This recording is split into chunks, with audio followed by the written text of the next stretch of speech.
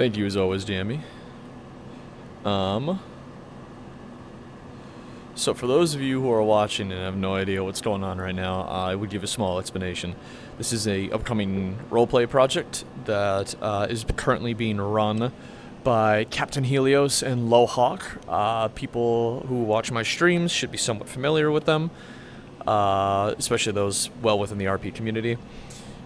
Today, this is not the start of the new RP project. Today is just a couple of us who are involved with the RP project are all getting on and checking out the map and doing some fantasy combat practice with each other. So this is not a roleplay event. This is not, there's not really going to be much of roleplay happening here. This is more or less just a bit of a stress test for some combat practice and things like that, so...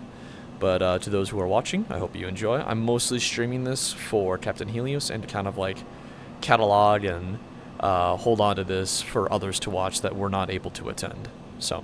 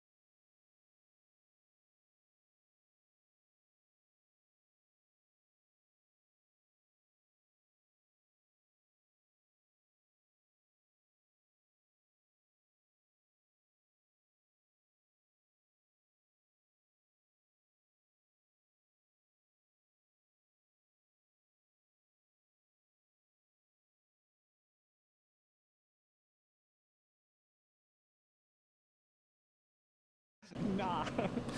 Okay. Did it like last week though. Didn't do good. You guys, so it's been a hot minute. You guys are a little rusty on some shit, right? Okay. So here's oh okay. You guys are a little rusty. You're looking to learn. You're looking to shake off that rust, have some fun. All right, cool. That's all I needed to know. Draw your swords.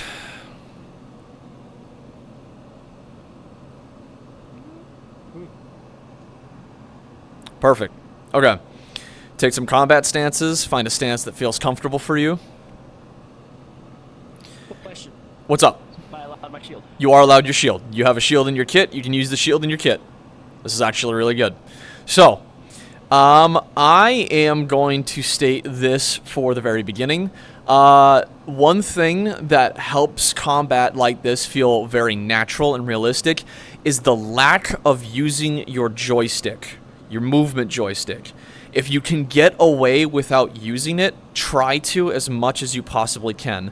Joysticking makes things feel less fluid, it makes it look more jittery and awkward, especially when two people are moving at each other at the same time.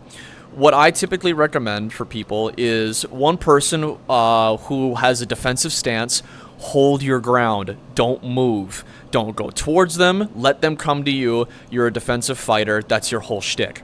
So for example, the person right here to the right, Landon, is holding a shield. Shields are typically associated with defense. His whole idea is to protect his body, his head, whatever he can get himself into. Or I guess in this character's case, her head, her chest, whatever.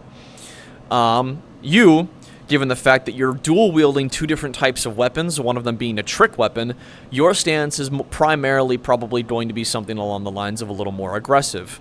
So, what you'll want to do is you'll want to joystick yourself into their range if you can make it happen. Don't you know, like run full tilt into them or anything like that, but get close enough that you're comfortable to be able to start fighting them and swinging your sword. Once you get to that point, there's a couple of things that you can try to do here. One thing that I like to show people is that there are a couple of different zones that you'll want to protect yourself with. For each area, especially with a sword, you'll have about 3 zones in total to protect. You'll have your right side, you'll have your left side, and then you'll have your top. You got 3 zones to protect. Lots of people will sometimes aim for the feet, but you can associate that with your right and left by dipping down if that's going to the left side, or dipping down if it's going to the right. From above, you can change your angle however you need to, and try to formulate your swings into other guard positions. Move yourself from back and forth. That's what I have troubles with. I'm not gonna lie to you. Yeah, no, you're fine. So go ahead. What I want to see real quick is go ahead, step up to them, take a couple swings, and see how it feels. For the most part, Landon, just use your shield, block with your sword. Don't make any counterattacks. Right. Just see how things feel. Okay. Let me make sure I don't die. It's a good idea. Wait a minute. Yeah. Oh shit. There we go. Now I'm slightly not dying. I lied to myself as I said that. Alright, I'm going to die now. You ready?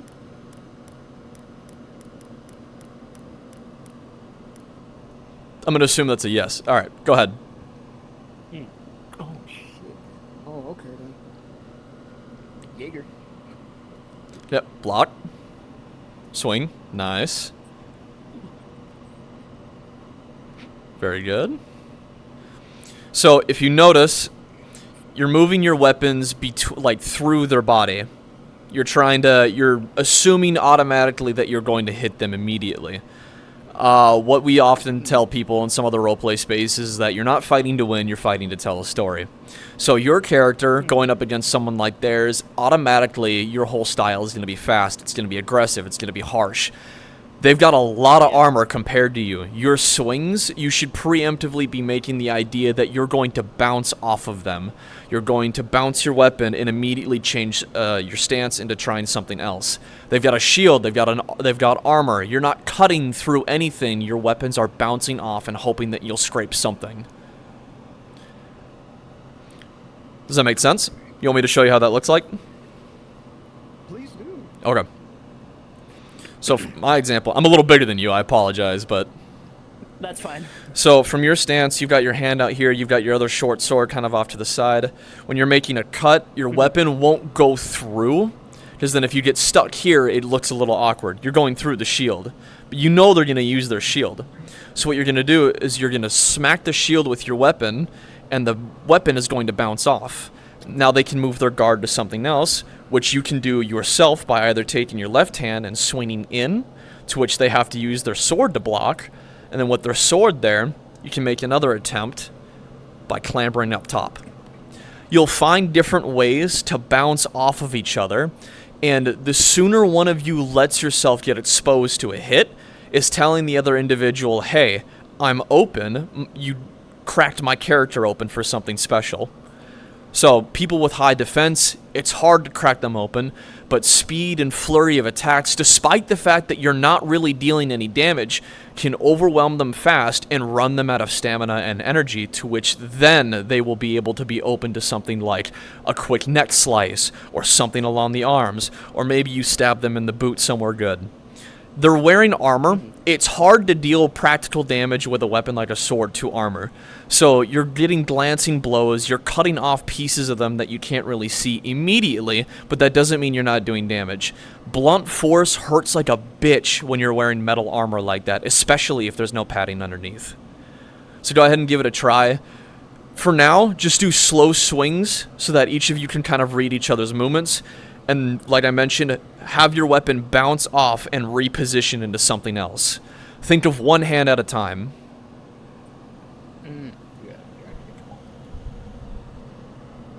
Arm yourself, knave. I said that as I like myself. Fucking Jaeger.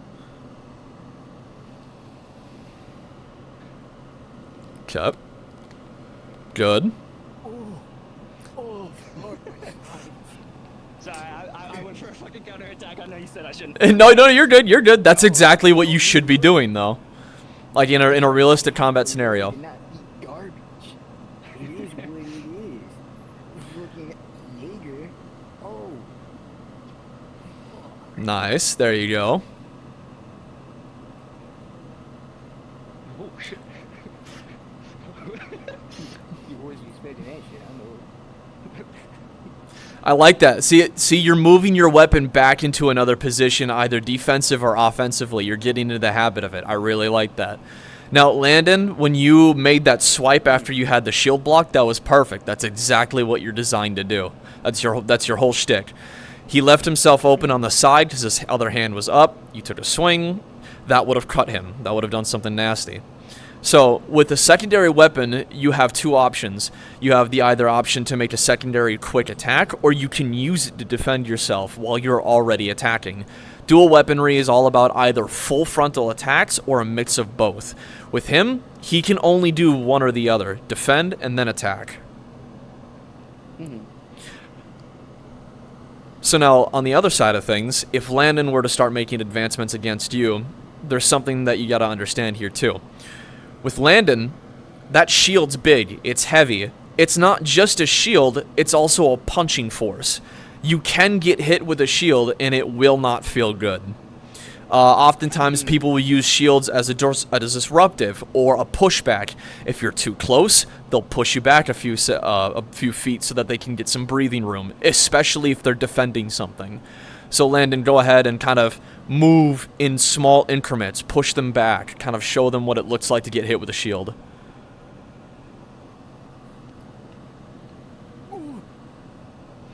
There you go. And he's got that sword at the ready. That's perfect.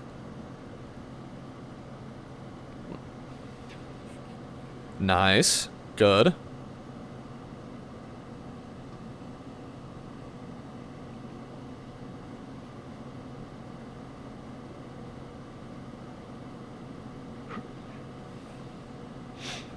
See, now you're thinking. You're on the defensive. Your stance has changed entirely. You're no longer at the upper hand, and now you're forcing to think before you fight.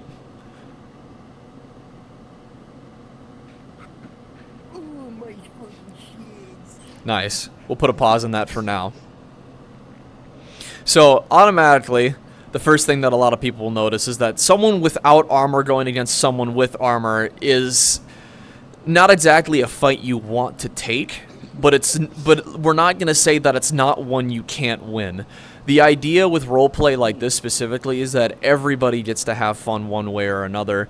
Whether or not we're going to stick completely realistically to those values will determine kind of how the roleplay goes forward. But the idea and goal in mind is that everybody has fun. You've got a lot of armor, you're tanky, that's your whole idea. You're fast, you're small, you're agile, you can get around the cracks and everything like that. It's just how it's designed to be. Your damage isn't big, but it can be significant. You overwhelm your target. That's your whole thing. With them, they're willing to take a beating so somebody else doesn't have to.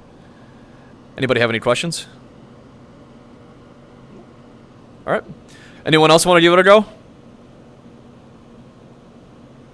right, Stone, come on. You got the interesting weapon. I want to see how this works.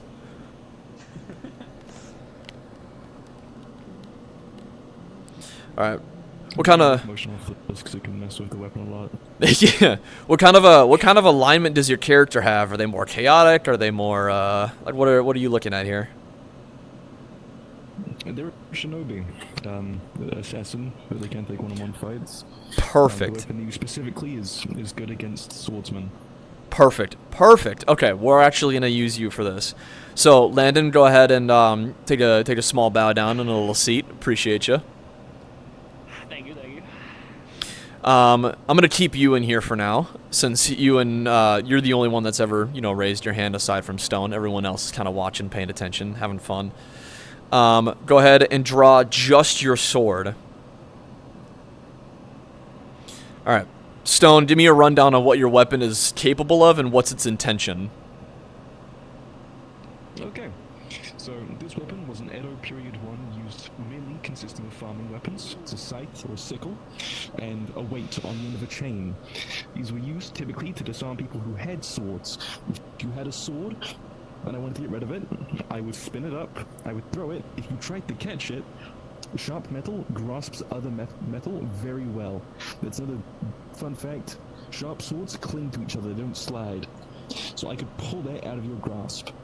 If you decide to counterplay that by yanking, it's on a chain. I can just let go of the chain, or I can completely get rid of the chain. It's, again, main counterplay, getting rid of swords. In the period when everybody had a katana on them, if they were of noble standing and would kill you, very useful. So immediately you're going up against someone who also has a bit of an advantage against you. However, that's their only weapon, and their weapon is connected. Once you lose your sword, you still have that shield morphing a piece of equipment on your back that can still do some damage even without the blade on it. So their sickle is designed to be able to cut through different chinks and pieces of the armor, padding, things like that. It's meant to jam down into something. Not super good at slicing, very good at stabbing. So as long as you avoid the stabbing part, the only real weapon he has is at the end of that ball and chain, which if you get hit in the head with that, it's over. Lucky schmucky. So just only for sword right now. Yep, only sword right now. So what we're gonna do here is we're gonna quick practice losing your weapon in combat. So what Stone's gonna do here is he's gonna throw that out. It's gonna latch onto your sword, because we already know what it's going to do. That's what it's designed to do. So hold your sword out, get prepared for a hit. It's grabbed. Ooh. Drop your sword. Perfect. Move to your shield. So now, Stone, if the sword is dropped, is it safe to say that it's still hooked in between what you're throwing around your side right now, or is it just gone? Immediately, when I grab it, I yank it out of their grip. When I pull it back to my side, it's going to unravel from the chain and probably be on the floor in front of them. So I need to be in a vulnerable position to either pick it back up, or kick it back, or leave it back so I don't crack them over the head again. Right. So now you have an opportunity here where your sword is you're disarmed. Your sword is gone. You still have a weapon at your disposal, your shield with your blade point. So what you can do is you can either wait for him to make another move, or you can wait for him to do something with the sword on the ground. Both of you recognize that that's a piece of equipment that you need to get a handle on. Either him to get it away from you, or you to get it back. So what's the first thing that's going through your mind in something like this? I'm gonna lie to you. I want to be a Say that again? You were cutting out a little. I'm gonna be You're going to use that? Perfect. So, the first thing that a lot of people will also notice is the fact that, like I mentioned, he has to bring that down. He has to make a swing, and it's going to stab into something. Your shield, if you have it raised, only has one other option for him to use that sickle on. He has to bring it up. So if you move yourself into a position where, as he's bringing it up, it's not going to hit anything, he can't bring it down on you because your shield's already in the way. Keep your head low, move your shield up, and punch inward with the blade to see if you can get anything done with it. And if you can't, then you swing around, and then you back up and raise the shield in a preventative measure so that you don't get hit in the process. Give it a try.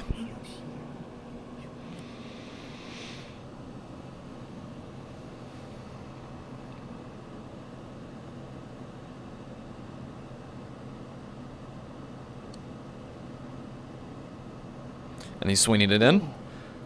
Yep. So now you're gonna want to use the shield to block it, and you'll have a chance to either back up or progress, whatever you want to do, because you still have one free hand. There you go. But you were open on your side. Stone had a sickle that he could have used, but you got the hit in quick enough.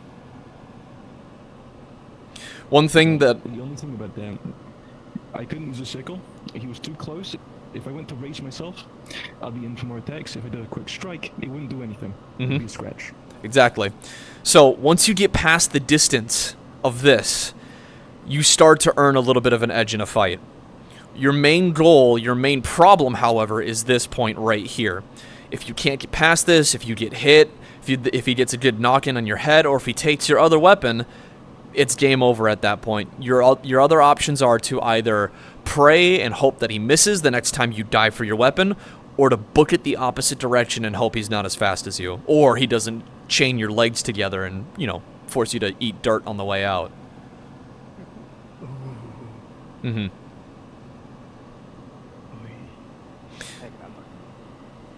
Fun, huh?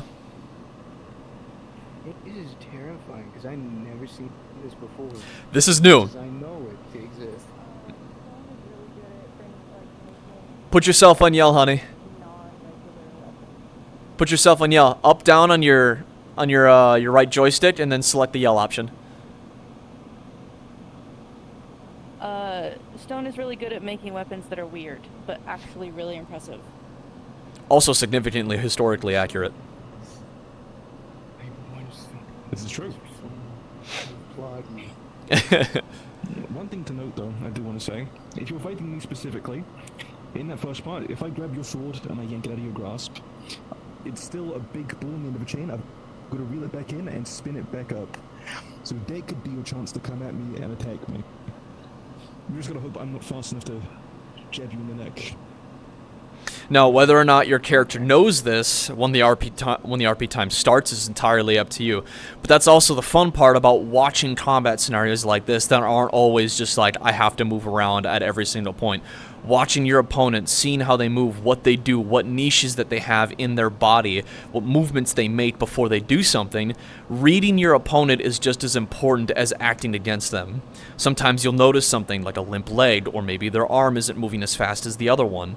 You can use that to your advantage in the future. And like he mentioned there, as soon as that ball and chain comes out, he has to reel it back in before he can use it again. So if he misses, it's a big detriment on his hand.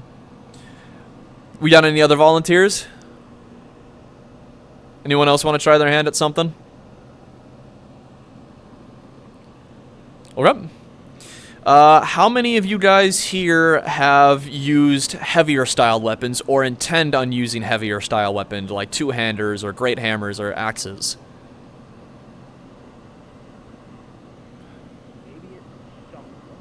You want to step forward then?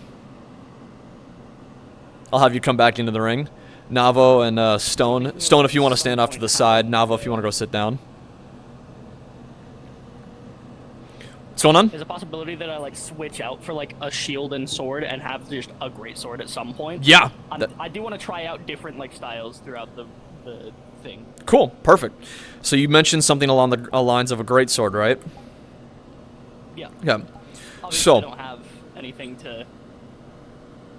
you don't have anything right now, no.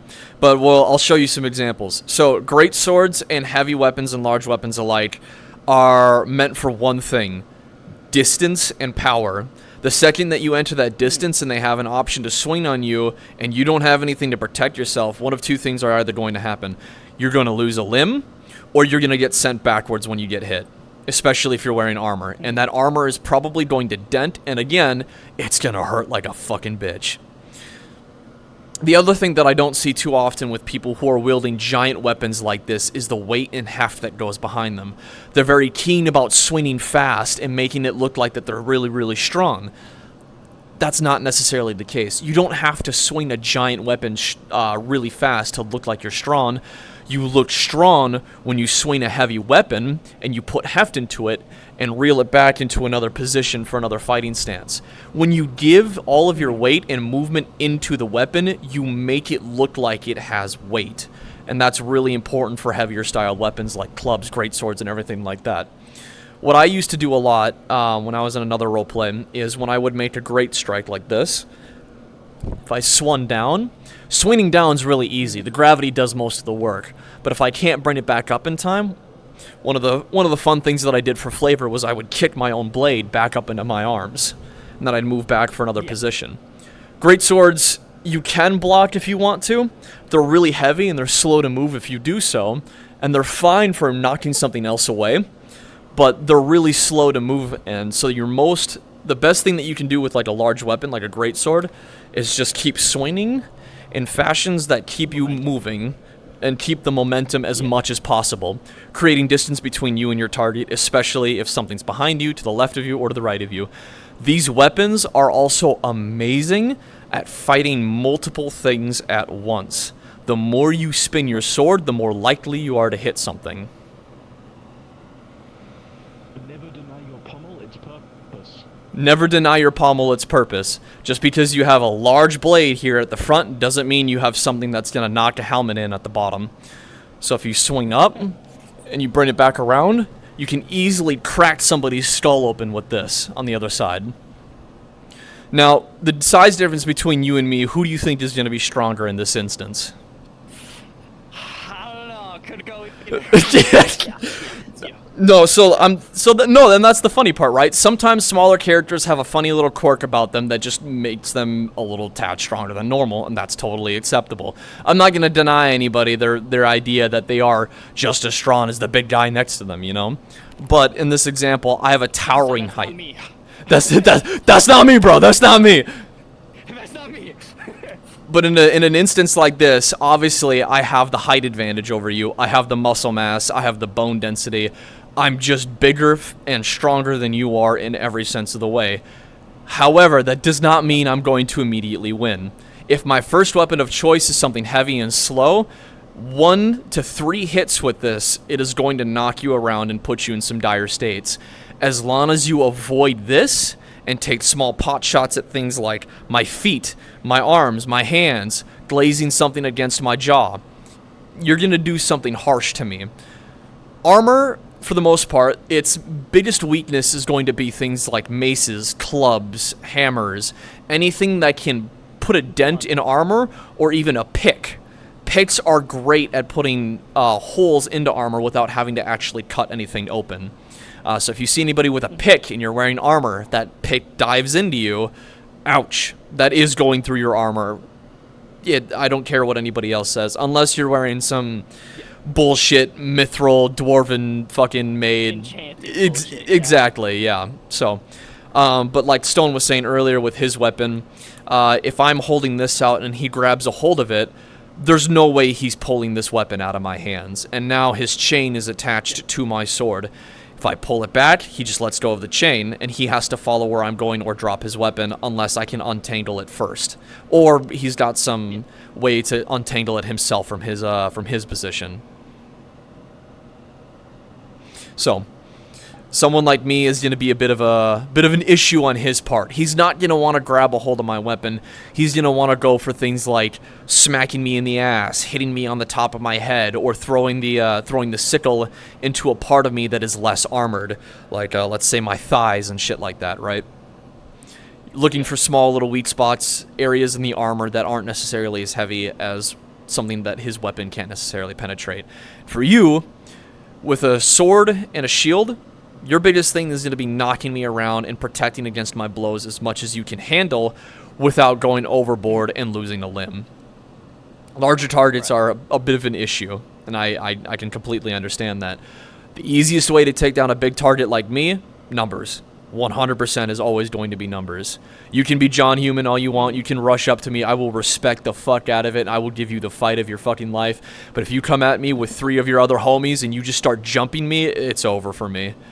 Someone's going to knock me in one of my ankles or the back of my knee, and I'm going to bite the dirt in front of you, and I will kiss your boots afterwards. Fair.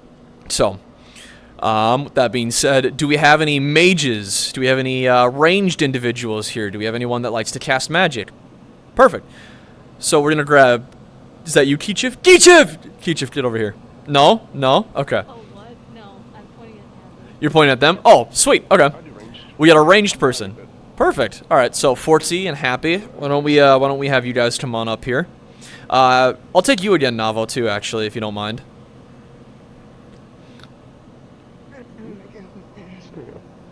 Gonna have a fun. After all of this is said and done, if you guys want, we can have a fun little mock skirmish battle in the fighting pit too. Have like a little 3-on-3 or some shit.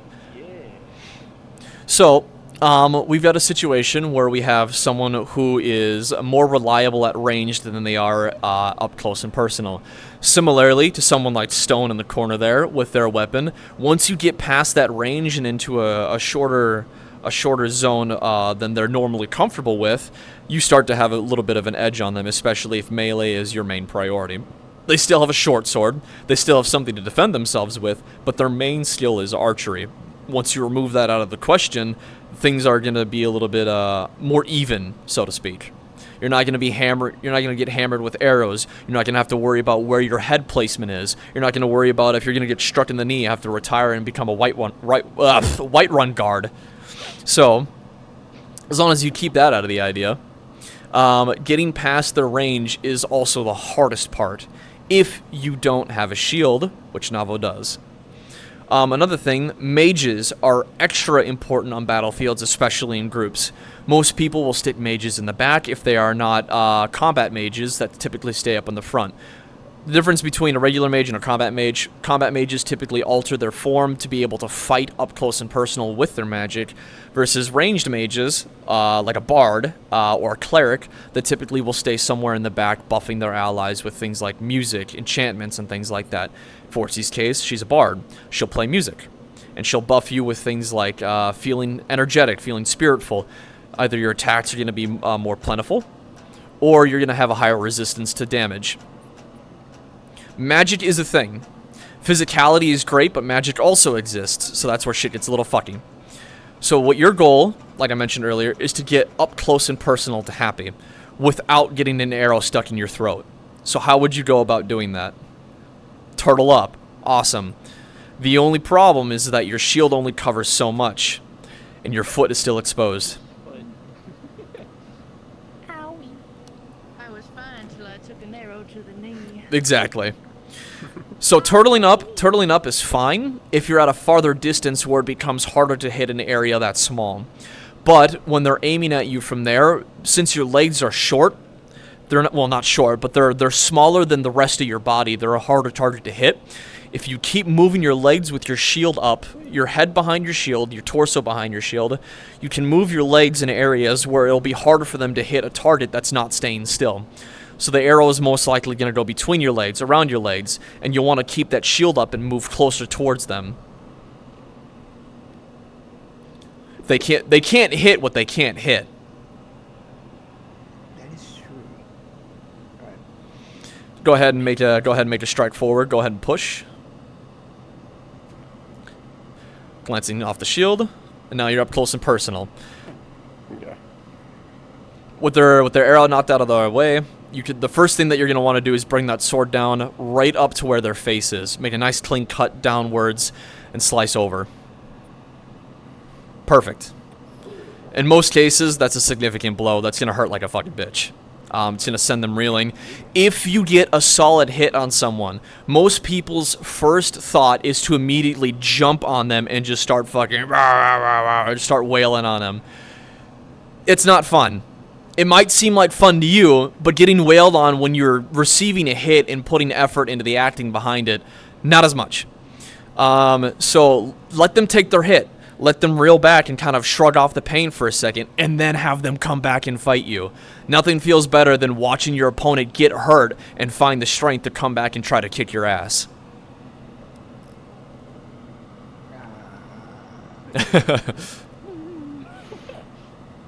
But for someone like you, yep, when you draw your sword, your first attack is going to start being at them, but you know that they have a mage in the corner that's buffing them, that's giving them the advantage against you.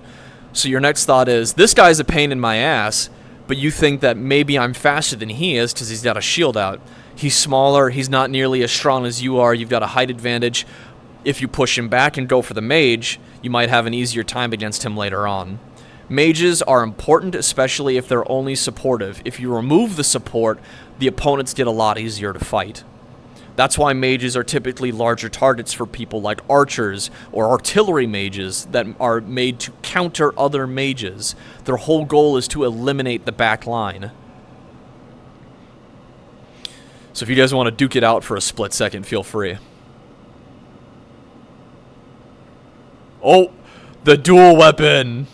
Oh my god! Fucking Christ almighty. Remember that pick that I mentioned earlier? That right there in Happy's hand is one of them. Oh, I love the war pick. War picks are very, very helpful against targets with armor. But because the Bard is here, Navo is receiving healing. He took a nasty hit to the clavicle there, but he's still feeling just as spirited as ever. He's not slowing down. Oh, what just happened? Throw knives too. Did I miss that? Oh shit! Threw a dart. Are you throwing darts? Is that what you have? Hang on, let me see this. I have knives. throwing knives. Yeah, I got knives. Oh, I you- had the model from like my hand. You Yeah, cheeky throwing fucking knives. bastard! Yeah. Dirty dog. Yeah. All right, I'm a so ranger. here's the other thing too with ranged weapons like this in a close encounter battle. Sometimes you're not gonna always be able to see the projectiles that are coming towards you because we talked about this earlier. VR chat is fucking stuffy. You're not always gonna see projectiles. So while fighting in someone like this, when someone's focus is on somebody else, if you have a weapon, one thing that what I would recommend for you to do is to say something like, you know, fucking throwing a knife and then looking at them while you're doing so, or Throwing knife. yep, put it in character and say, eat this, bitch, and just fucking, you know. Giving them an opportunity to understand that something is coming their direction so that they can react to it is very helpful in the heat of combat. A lot of people like stealthy archers. I can just. Oh, I can go be ahead. like, Yep, and then I can die slowly. and bleed out on the Kind of ground. Kind of like the reputation of your mother. That's what we call vicious mockery.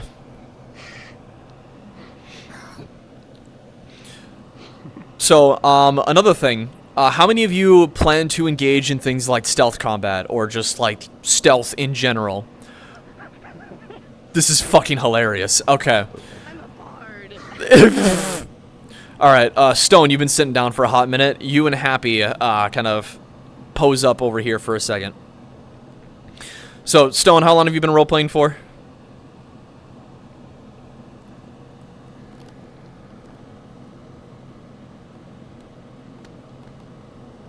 Oop, give him a second. done. Making sure. shit. Holy shit! You good? Partially. Partially. Oh boy. Is it internet or frames? I wonder.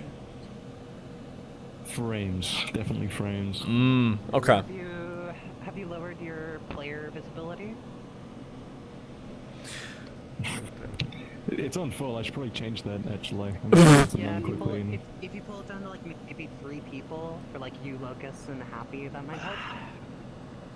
Yeah. How many of you are running on like stupidly high-end PCs right now? I'm not, but That's I have funny. frames. That sounds about right. Imagine Yeah. 28 frames. Nice. Locust, Miss Yu has a question. Oh, do you have a question, you? No, I was just answering you. Oh, gotcha. Okay. On my bitch. I'm gonna wait for Stone to get more visibility here before I continue. Should be fine. All right. Hopefully. Cool. So, I think both of you are seasoned enough role players to understand that when engaging in stealth, most people will try to give you the benefit of a doubt because obviously none of us here are, in real life are masters of stealth. We're not capable of just fucking disappearing, not making a sound, yada yada yada, especially when a DM is involved and they have to kind of explain things to you.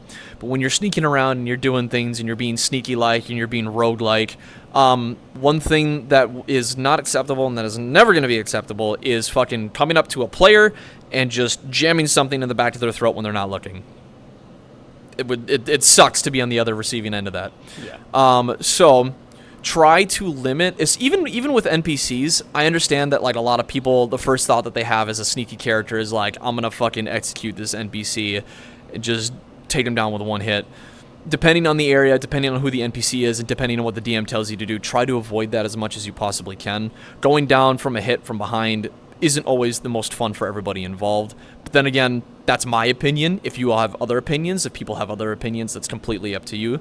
If I'm wrong, I'm wrong. But when doing stealthy shit, backstabs, things like hitting someone from behind, those are still going to be important. In a fight with multiple people, your job isn't going to be up in the front with everybody else. If you're sneaky, if you're high damage but low armor, your goal is to get around the targets, flank them, get behind them, do some damage from something that they can't see. But if they can't see you, how do you do that? By telling them what's happening from behind. So if you're behind someone, for example, Stone, come up from behind me, and I'm just gonna pretend that I'm fighting you for a split second, Happy. So you and I are going at it. Your buddy Stone behind me is flanking around behind my position. You and I are going at it. We're having a good time. I don't see Stone. I'm focused on you. So if Stone starts swinging on me, I'm not gonna know anything's happening. If he's just sitting behind me, stabbing me in the ass or poking something up my butt, I'm not gonna fucking see it. So he's gonna have to say something to me and then tell me what he's doing so I know which part of me needs to react. So for example, Stone. Back behind. Yep. So that's where I'm gonna get hit. And then I can turn around and see what's happening. Either change my position or back off, because now I realize that I've got two people next to me and I am now currently fucked. Whenever you're behind someone to deal significant damage, that first backstab is always gonna hurt like a son of a bitch. But once you get out of that area and you recognize that you're being attacked from behind, let them react much like how you were letting other people react when they take big hits. Letting people act and react to things that happen in roleplay is half the fun of actually the roleplay itself. Seeing how they react, how they feel, what hurts them, what doesn't hurt them. It's always going to be something significant. Does anybody have any questions about anything concerning this? Anybody have any comments that they'd like to make? Things that they'd like to do? Not necessarily. Okay. Oh, Miss Yu? Bring up something. Yep, please. Go ahead. Never underestimate the value of just putting a knife to someone's throat and be like, drop them. That's one of the best things that you can do. Absolutely. There's so much potential for roleplay and engagement. It gives an opportunity for the NPC to possibly fight back, among other things. It's just one of my favorite tools that can avoid the instant killy stabby, but still give you that really cool, haha, I'm a sneaky person vibe. Go ahead, Fortsy.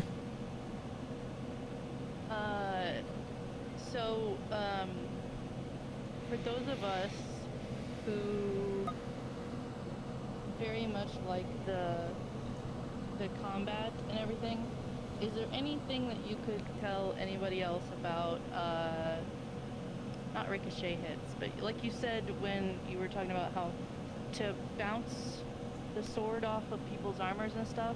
Yeah. How would that also be akin to, like,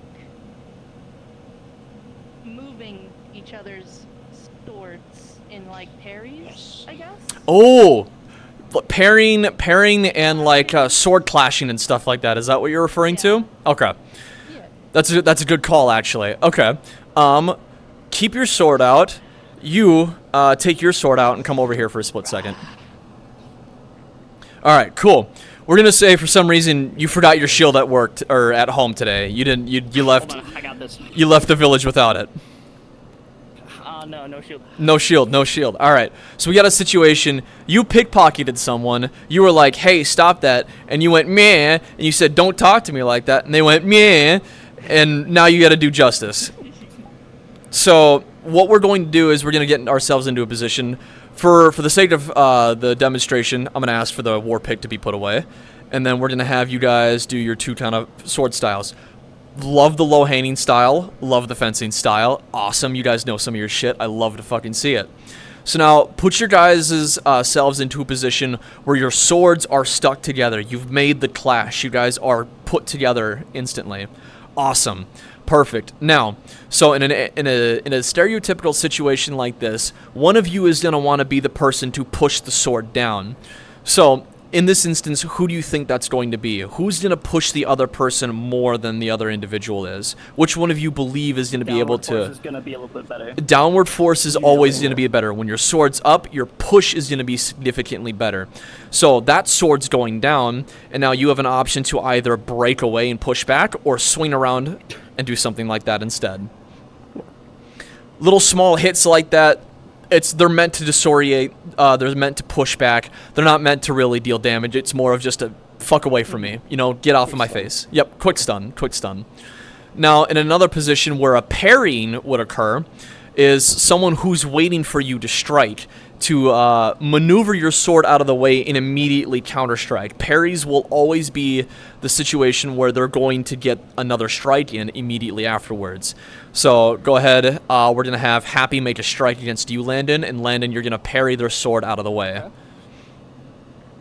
So that sword is going out of the way, and immediately with that swing around, we're getting another strike to the shoulder. That's going to hurt like a son of a bitch. Parrying is great. But how does the other person know that you're gonna parry them? Sometimes taking a different stance works, or holding off on a position and saying, you know, come on, come here. And as soon as they make that strike forward, that's when you make your motion, and you can do your secondary strike. Perfect. Right.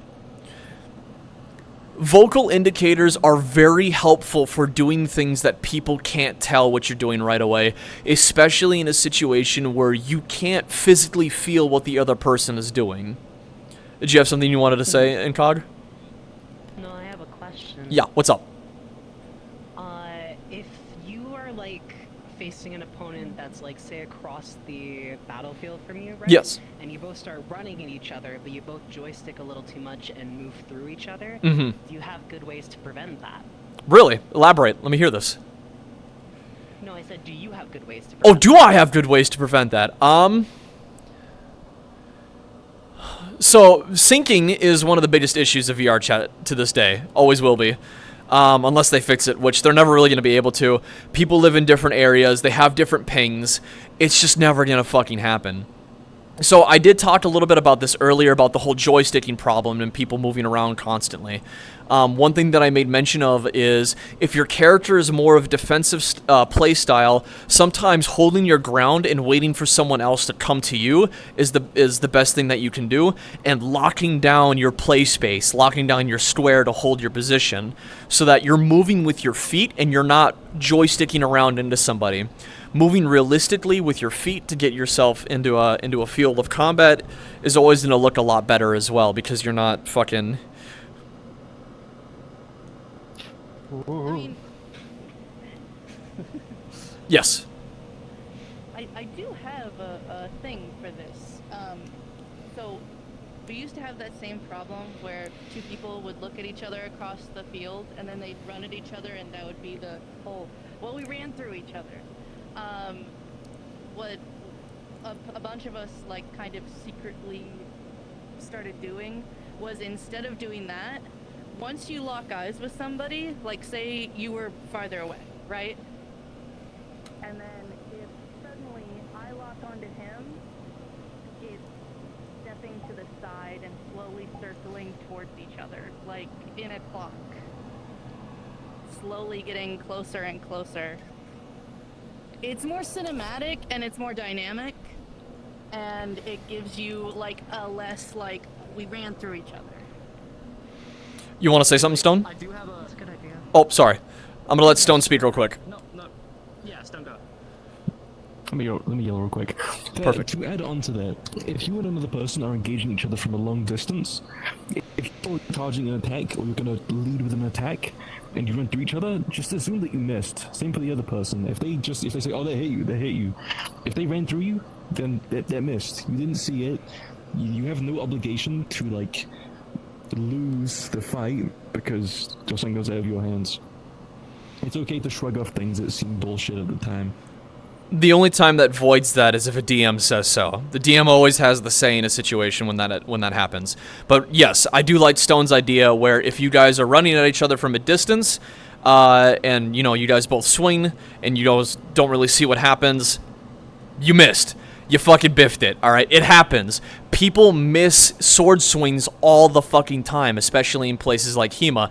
Sometimes your sword doesn't land. Sometimes it just fucking misses. Sometimes that hit that you were preparing for fucking whiffs it entirely, and you look like a little kid at the fucking playground missing your wiffle ball contest. It sucks, but it happens. You were waiting to go next. I'll go you, and then I'll get to you, Miss You.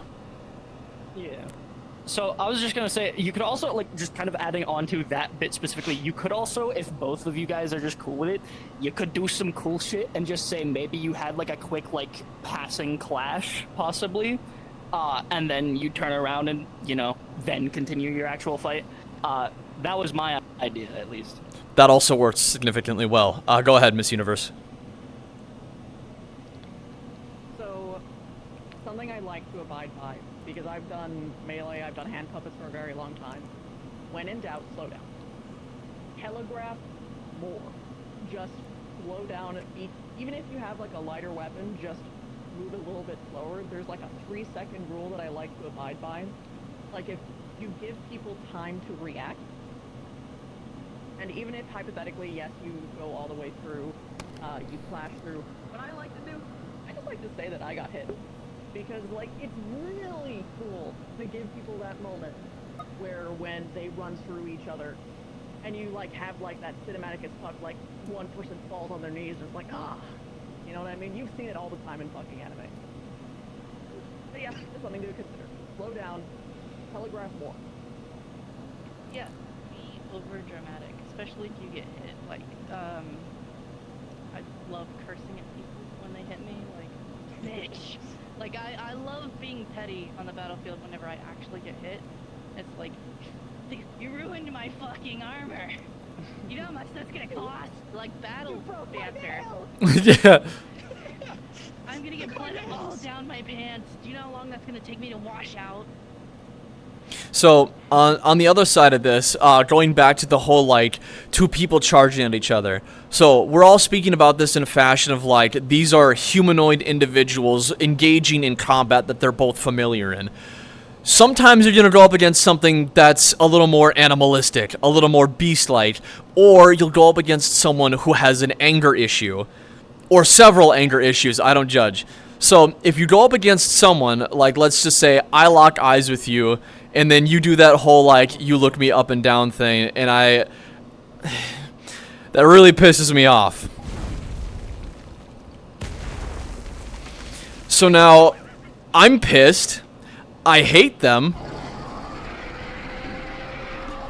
and I'm gonna charge at them from this area right here. My goal is to hit them. Whether or not they choose to dodge roll out of the way, get a strike as they dodge, or if they just stand there and take the full fucking force of the hit is entirely up to them at that point.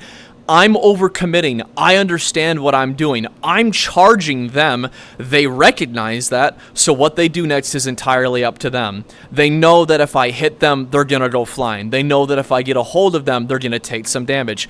Me, as a combat etiquette player, I will let them get back up if I fucking hit them. I'm not gonna just grab them and start pummeling them into the ground until they die. If I hit them, I'm gonna get a good hit or two in, and then I'm gonna pick them up and throw them to another position so that they can get back up onto their feet. So for example, if I'm over here and you're over there and I decided, fuck you, my shoes are fine the way that they are, I'm not wearing shoes. I'm gonna start running at them, and when I get to about here, they have an opportunity to dodge out of the way or make a striking hit, whatever they want to do. For them, they moved out of the way, so I'm just going to move forward and then re-engage from a different position to where I will just start throwing haymakers out into different positions. As a berserker, you don't really care what your enemy is wearing, and when you go up against a berserker, you understand this. A lot of the times, they're just going to swing at you with whatever they have, not regarding things for their own life. Most of the time, people who fling wildly at somebody else like that ignore pain. You'll get strikes in. You'll probably hear yourself get strikes in from their pained cries, but you'll notice that they're not really reacting. Sometimes that's intentional. Berserkers push through that pain. They fight through it, especially those of like warrior classes, barbarians, people that have like a more bestial-like nature. So for example, misused character, if they get pissed off enough and they rush at you, sometimes you'll get some good hits in and get them to a point where they're even more angry, and then you'll notice that your hits are just not having the same effect as they used to because they're dealing damage, but they're fighting through the damage that you're dealing to them. At that point, it becomes a contest. How many hits can you get into them to make them bleed out, get tired, or slow down so you can finish them off if you need to? Or are you going to succumb to their overwhelming oppression and anger? So that's the other part of that. I'm going to turn off my rage now because it's not needed anymore. But that's exactly what you would do in that situation. You did perfectly, thank you. Go ahead, Fortsy. Could you explain the faux pas that is a coup d'etat? Ah, yes. Okay. So, I come from a place where something called coup de grace or executions or finish 'em offs are never accepted. They're never allowed, even against NPCs. Just don't fucking do it. If you knock someone to the ground, they are down for the count. If they lay down and spread themselves out, don't walk up to them and just fucking start stabbing at them. Unless it's like a really derivative story moment that it's sort of like expected to happen, right? When someone else is down, like even NPCs and stuff like that, your main goal is to let them lay there and figure out what they want to do next. If they stand back up, and you've got another fight at your hands. If they lay down and they yell curse words and shit at you, don't just walk up and kill them. They're already on the ground bleeding out. If they don't see someone soon, they're gonna die anyway. There's no need for you to chop their head off or anything. Unless it's for, again, a very story derivative scene and exclusion. Go ahead. So,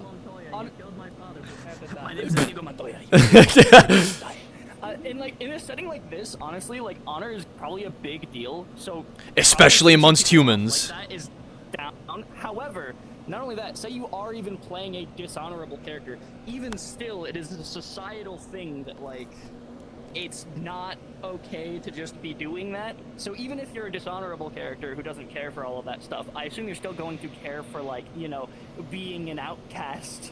Unless you don't, in which case, I don't know, at that point, figure it out yourself, but, like... Now, when someone... There are societal, like... Yeah.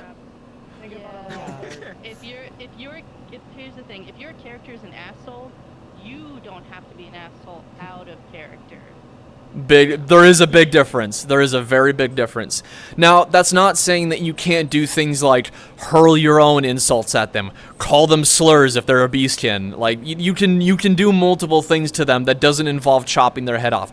Hell, if you're that much of a bastard, fucking rob them. Take something valuable off of them. They're not going to be able to fucking stop you. Find Exactly. Hold them at sword point and take their shit. It's not that hard. They're on the ground already. What are they gonna do? So, in like rough conclusion, put etiquette over what my character would do in situations. Abso-fucking-lutely. Each and every time you should be thinking about, is this fun for everyone, or is this just fun for me? Because your fun is important, but other people's fun is also important. No, you're never going to be above somebody else in that situation. We're all here to have fun. We're all here to have a good time. If what you want to do isn't fun for other people, and you don't find it fun to be yourself to not do it, try something else. Think of a different way. There's always other alternatives to maybe do something that you want to do without ruining someone else's RP experience. There's always going to be an alternative for it. We're creative thinkers, we're role players, we're actors. It's our whole idea. Okay, here's a good one actually, because I know that a lot of us have been the jokester or the person that makes funny comments or whatever, but can we talk about the etiquette of when the bad guy is talking, we don't Right. just... Right. Okay. So, in some scenarios, some people, sometimes they're little tricksters, sometimes they're little bastards, they're talkers and stuff like that. Oh, fuck, I'm so sorry, Marshmallow. I didn't realize that he sent me invites. Whoops, he's on his way. So, some people are talkers, they're go-getters, they're actioneers, they're people that want to do shit right away as soon as shit starts. In a scenario where someone big shows up, someone story pivotal, someone that's here to cause a ruckus and to tell a story of what's going on. Sometimes they show up. Sometimes they're being evil. Sometimes they're doing evil shit, like they're pushing their fucking foot into someone's throat. They're pointing a sword at some fucking poor maiden that didn't pay up enough coin in time, you know? And they're talking. They're talking and they're giving an exposition and they're monologuing. I know a lot of the times it's our due diligence to shut people up, to like you don't want to hear it. You want them to stop talking. You want them to just close their mouth shut and shut them the fuck up. For other people that are experiencing that story, it can be considered disruptive. So when someone like a villain is monologuing, when someone who is giving an exposition is talking to somebody else and they're explaining things, they're talking, they're giving story, they're giving lore. Interrupting that can cause a few disruptions and cause a few nails and screws to fall loose, and it doesn't necessarily feel good for the people that were putting this up to be in the pedestal in the first place. When that gets dismantled, things become a lot less inclusive and more impulsive is the word that I wanted to use. So let the villain talk. Let the villain lead this exposition. Let them monologue. Let them speak and give out the lore that they need to. And then when they're finished, they will make it known. They will run at you. They will send their minions, and they will try to fuck your day up. And that's when you guys can have your moment to shine and start snapping necks and fucking kicking people in the dick and doing whatever you want to do. Welcome in, Marshmallow. So let the villain be the villain. They are your enemy. They're your opponent. Yes. Let them be a villain. Let them show you why they're evil. Let them show you why they're doing what they're doing and telling the story that they want to tell the story to. It's respectful to the DMs and the story writers for the people that put this stuff out here in the first place. And it's fun for the players and characters to learn what's happening in the world and the area around them. Feeling excited about the shit that they're going to take down is part of having the actual fun in taking something down. Does anybody else have any questions about anything? Anyone else want to... I know we were sitting around and talking for a while. Anyone want to swing their sword at something? Anyone want to do something exciting and fun?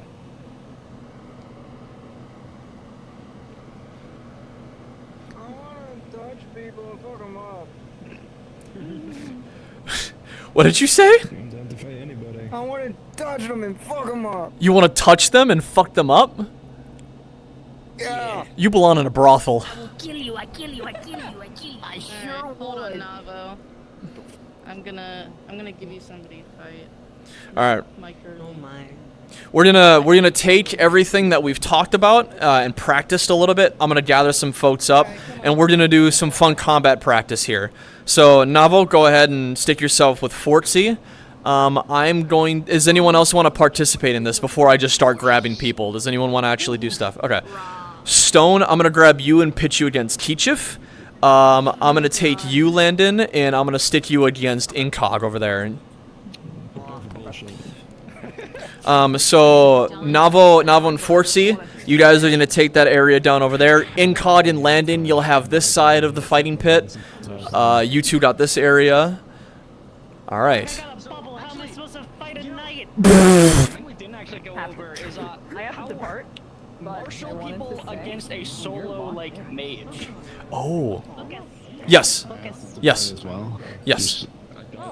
I just wanted to say my genuine compliments. This is probably one of the best actual combat workshops that I've seen in my 22 years. So fucking great job. Oh, thank Keep up the you. Good work. I appreciate it. I have to I also go rest. like combat workshops.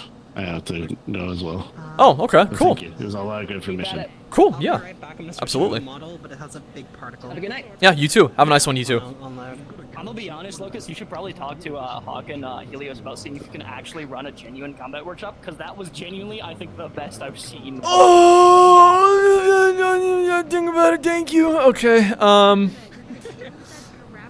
Holy. But yeah, no, like, what do you think about like how should one go about like a martial class fighting a solo like mage, like not a, and even if they're not a battle mage either. 'Cause I don't know Tell if you what. Dog is battle mage. I have my own thoughts. I'll tell you what. Why don't you fight against a mage for a few minutes? You guys talk and see how things feel with each other, and then once you guys get kind of get around that, come back and talk to me, and then we'll pull everyone else around together. Right now, I'm letting people just kind of go around and fucking shrug the dust off and shit like that, because we were all sitting down for a split second. That model has the fuck you particle from hell. I noticed it was. I was like, oh, Beelzebub's here. Cool. All right, that's great. All right. No, it's a Stark model. It's lightning Do strike. you have magic on this one or no? Yeah, but it's like I have like. Oh, perfect. Okay, try to use your magic for the most part when going up against them. They're gonna try to figure some stuff out about going against someone who's primarily a mage in martial I combat. thought you were about to use your other Dog, I fight. This character, this model's supposed to. Switch! Fight like Switch! Switch! Go talk. All right. How's it going? Dude, this fucking model looks sick. Holy shit. I'm gonna. Thank you. Anyway. All right. So how long have you been doing? First of all, I just want to ask how long have you been doing like roleplay and stuff like that for? Roleplay, VR chat roleplay, like 4 years now. 4 years? Okay, so you're pretty seasoned. You know what's up. You know what's good. All right. I helped run SCP of VR chat for a while. Nice. Oh, I didn't know that. Can I ask you a question? Do you know a guy by the name of Willixer by any chance? He was before my time. Ah, but I do gotcha. know of him. Okay, cool. Just wanted to make sure that's funny because he's one of my friends, so I figured I'd ask because he also did SCP stuff. He actually made them a whole bunch of models. Anyway, I saw a couple of them. They were really cool. Yeah. One was like a floating demon. Yeah, dude, he makes fucking great shit. Okay, so you just showed up. You know how the combat roleplay stuff and works and everything like that. We went through a lot of stuff earlier. You only just now showed up either because you were late or busy or doing whatever. Is there any questions? Another RP. Yeah, that's totally fine too. Is there any questions or things that you would want to try out or ask about and see like what we've been talking about in the past? Anything you want to try to catch yourself up on or attempt to do? Not quite. I was really just coming here to meet people and see what kind of faces. Oh, hell yeah. Once everything starts up. Okay, cool. So, funny thing, most of the people that are here right now are actually pretty big, like, metaverse role players, or have come from the metaverse.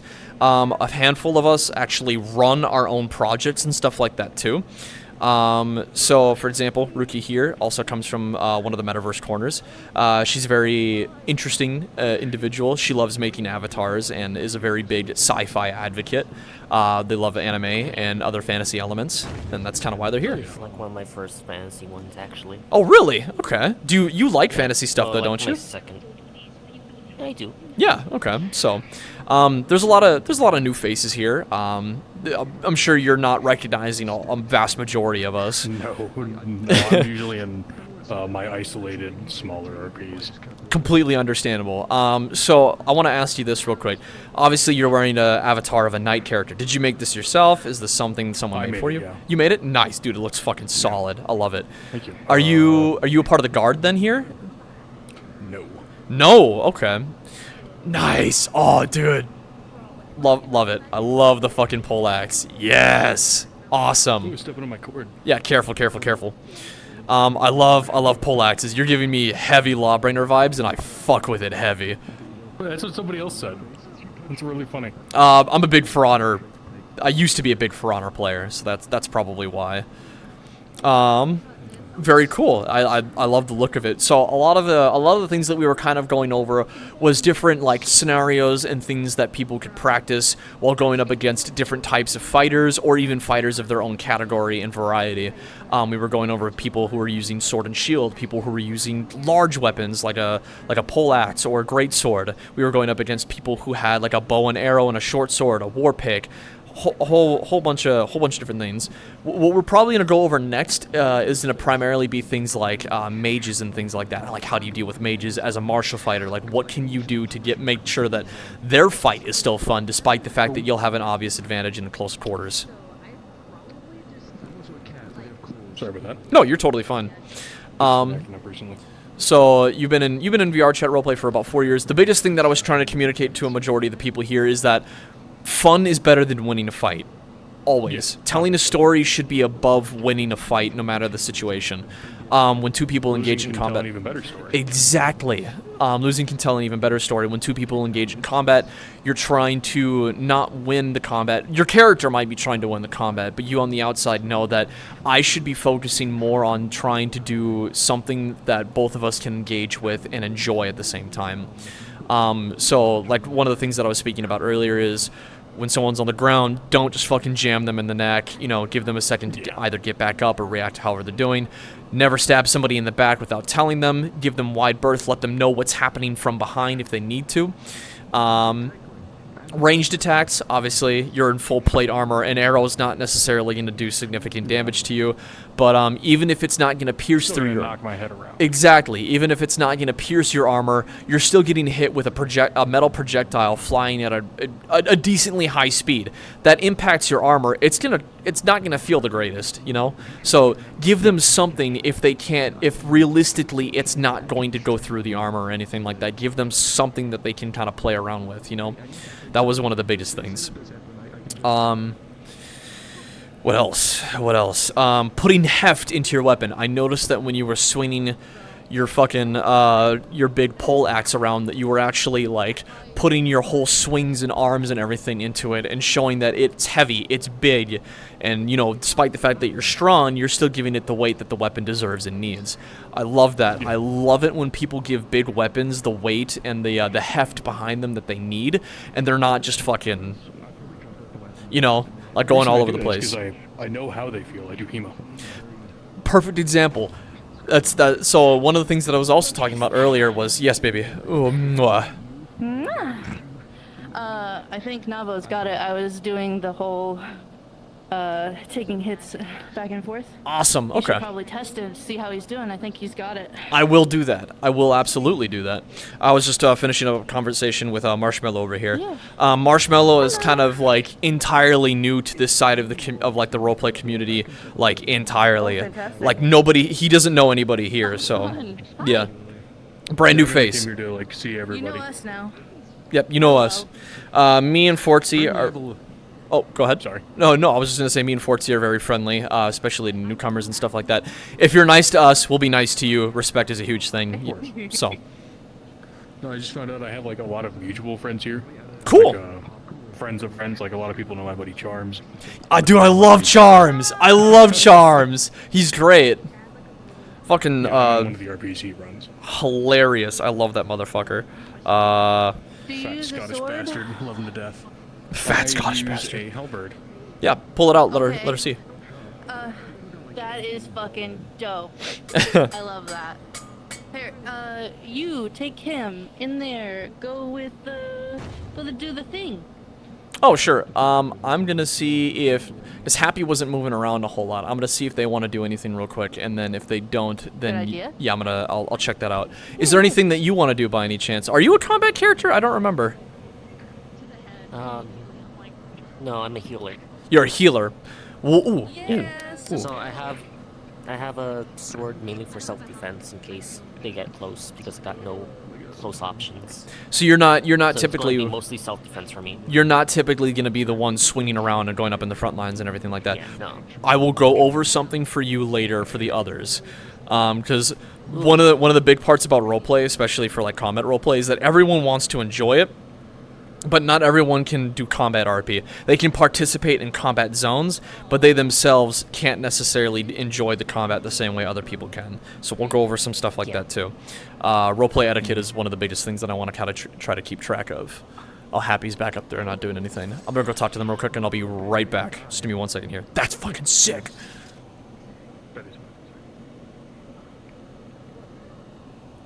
Happy! Is there anything you want to participate in, or are you just kind of running around for the most part? I'm gonna participate. My friend just called me, so I'm just talking really quickly. Then I'm gonna go back down there. I was probably Nava. Okay, no worries. Gotcha. Alright, cool. Having a bunch of people who are mutual friends with somebody I know makes it a lot easier.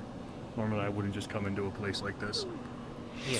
I'm glad you did, so we get the chance to intermingle, talk with each other, and kind of set a precedent for when the roleplay and stuff like actually starts. I'm looking forward to that. Those two are having a great time. They're really getting into it. I could tell. One thing I do still need to do is I need to add chainmail chinking. Ooh, yeah, if you definitely know how to do that, I recommend it. I love the spurs, too. Yeah. Sorry, I'm a cowboy at heart, so... Knight's armor. Why don't you and I, kind of pop over to this corner right here and take a few stabs at each other quick, yeah? Alright. Awesome. Just give me a sec to reorient. Yep, do what you gotta do. There's a bot in my chat. It actually does give me the opportunity because I want to see how this plays out, because I can see this. It's just weight handed to my chest. Ah, okay. So it does kind of block my vision a little bit.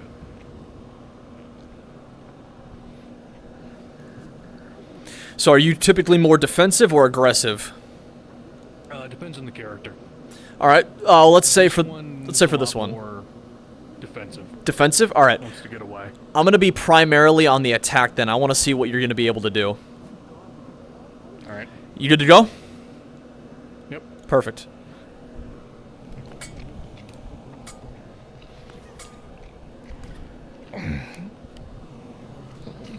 Oh, I jumped up in there for a second.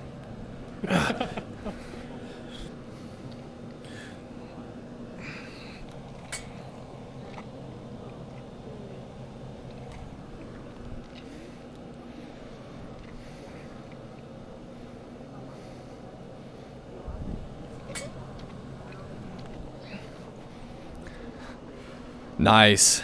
Love it. You've got your shit down. Okay. I don't know too much about polearms, and I'm unfortunately stuck with the curse of knowing Hemo. It feels weird when you're making the movements and expecting a hit in the weight and nothing happens. And I also can't just... Yeah, it's not... Somebody, it's that's no fun. No, exactly. Reacting to the speed of the hits, it also becomes a lot more difficult. Because a lot of the times when one person gets hit with that first hit, their immediate reaction is to jerk their head to the side to take the hit, you know? And then they can't see the... They don't see the other 30-plus hits that you nick into them immediately afterwards, you know? So, making your movements slow and then reacting to them accordingly, changing positions, and giving them a second to like alter their stance, their form, and change into something else is going to be really, really helpful, and it's going to look a lot nicer. Slow is smooth, smooth is fast. Exactly. Another thing I'm going to do to slow myself down is I'm going to put a screen space shader. Like, just 2 black bars. Look like I'm looking out of the helmet. If you want to give yourself that hard mode, dude, I respect the fuck out of it. I will... Do you stream? Do you record? Black and white. You are? I record, I don't stream. Yep. He is colorblind. Dude, I want to see your POV when you start role playing as this character. Oh my god, I would actually enjoy watching that, and I don't watch people's like POVs very often. That sounds fucking awesome. It's gonna be very boring. I'm gonna be alone most of the time. Dude, I feel you. I'm one of the Forge guys. My Dragonborn is one of the people at the Forge. I'm probably gonna be inside that motherfucker like for a majority of the roleplay session. So.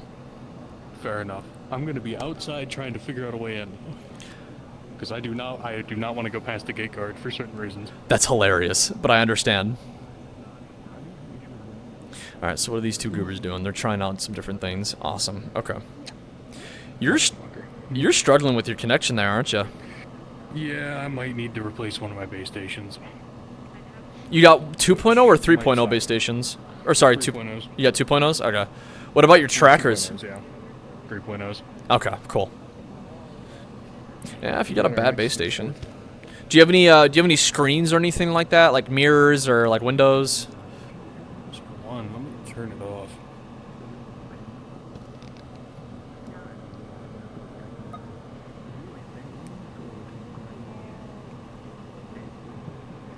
Just turn it over and off. I'm not gonna hurt anything.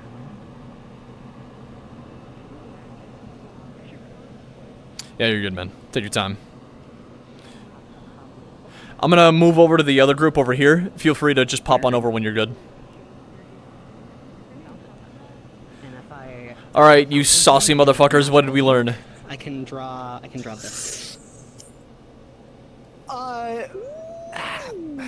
Peak combat is what we learned. Peak combat? Peak combat. We love peak combat. That shit was fucking awesome. You guys were getting into it. I was watching it from a distance. That shit looked fun. Dude. That shit was fun. Alright. Very good. Landed very, very good. What kind of a mage are you again? What's your primary function? My main aspect is order, and my main it's my main affinity is order, and my aspect is, or either or is water. I think it's affinity is water, and aspect is order. Yeah. Okay. Water. What I'm a water mage, but I can use water or ice, and I cast like acids or water-based spells. Awesome. Okay, so what I was going to ask next is, in a combat field, if you find yourself there, are you going to be participating in the combat, or are you kind of going to be behind it? Like, what is your main goal with this character? My main goal is to use my resources when it's absolutely necessary, so I won't be like in the front lines. I'm more of like the she's technically an apothecary first. Sure. Like I make the things, I make the healing potions for people. Yes. But if I'm in combat, I'm using my magic in ways like I'm gonna spill water on the ground and then freeze it on the enemy so they start slipping. So you're like a support mage. Yeah. I'm a support mage that's very versatile. Okay. That's mostly my current. Perfect. Maybe I can No, more that offensive magic in the future, but currently support mage. That with a little bit of offensive capability. That works 100%. That works totally fine. That's perfect, actually. Yeah. I'm gonna use you and Ruki for some examples in a second here. I'm gonna gather the people up, and we're gonna talk about like how martial fighting against mages should look in the event that something like that happens. Because you guys will most likely end up going with a party of adventurers or fighters or things like that, and then you'll get put into positions where something's probably going to come running at you. So what are you going to do to stop it? What can you do to stop it? And how should people react to something like that? My toes. Yeah. Alright, cool. Yes, baby. Yes, darling. Oh, kiss? Oh. Mwah. Okay. Turn back into Kitty for a second. So I can use you for an example. Okay. They're so cool. They look so cool with the new animations. All right, I'm gonna gather everybody up here for a second so we can go over like one or two more things. So earlier we talked a little bit about like ranged combat turning into short range combat for like melee and martial characters and stuff like that.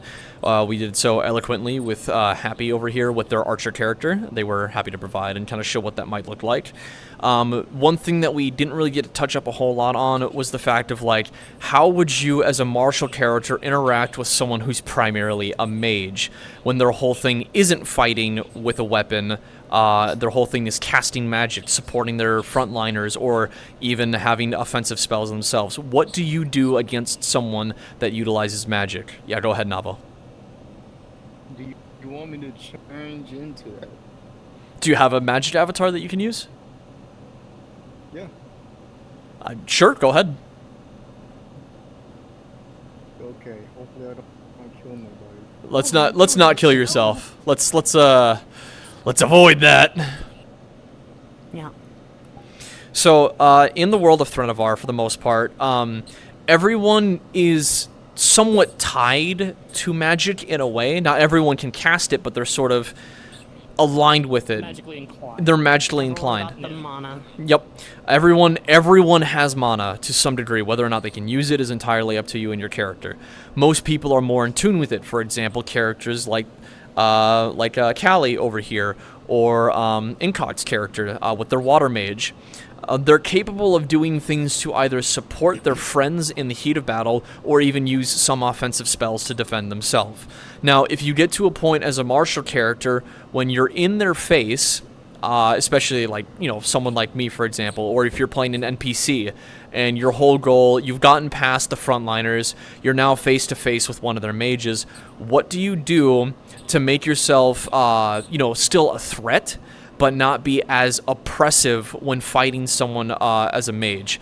They understand that when they get behind, or when they get to a certain point, when they're fighting someone with like a blade, an axe, or anything like that, shit's gonna get rough for them. It's unlikely that they're going to win that melee combat, so how can they either put themselves in a position where they can get away for that, so they can stall the enemy, or so they can prevent themselves from dying too quickly?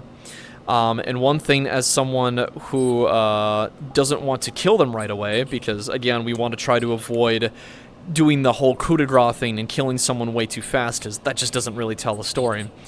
So when I'm kind of coming up to someone like that, they've got their magic open, they've got their sword, we're gonna give them moments to do something to react, because not everyone can think up of things on the fly. They've got their magic, they've got something to do. So when I get up close and personal to them, the first thing that I'm not going to do is make a quick swing for the face. Because the first thing that they're going to do is just put their hands out. They're going to try to react in a way that they can. So instead, what I'm going to do is I'm going to give them a chance as a mage to cast something to either hurt me, stop me, or slow me down, and give themselves some distance so that they can do something to me, or I can find another alternative way to deal some damage back to them. If you, however... Broken, but Oh, I got hit with it. Now, if you are a melee fighter as a character and you're fighting a ranged NPC, try to do something similar. Give the NPC something to do to try to attack you while you're closing that distance. But as a player, obviously, you know, in more cases often than not, your whole goal, your whole aim is to eventually destroy the mage and get back to another position.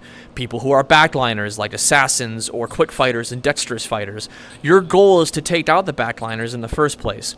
But let the backliners from the NPC side of things actually feel like that they're contributing to something in the NPC team. Don't kill them off too fast. Give them a fight. Give them something to do so that they can react the way that they need to. And NPCs to players, obviously give them something that they can react to so that they can give a counter of some kind to fight back. Now, if it's a player versus player situation, that's where things are going to get a little bit more difficult. A ranged player versus a not ranged player will sometimes, or more often than not, always result in not ranged combat. Because the martial person has to get up and close to be able to do anything to someone that's casting magic at them. They have to dodge the magic. They have to protect themselves against the magic. They have to maneuver around the magic. they have to do 1,000,001 things just so that they can close the distance from being at point A to point B. Now, being as the magic caster that they are over on the other side, your whole goal is to stop them from getting close. But if you one-shot them or constantly hit them with magical spells while they're on the way there, it's not necessarily going to be as fun as the person who's trying to engage in a fun fight with you. So how do you also do something with that? One of the things, if you're attacking a mage from a position like this, is the mage can raise their hand to cast a spell. And you can either take the brunt of the hit.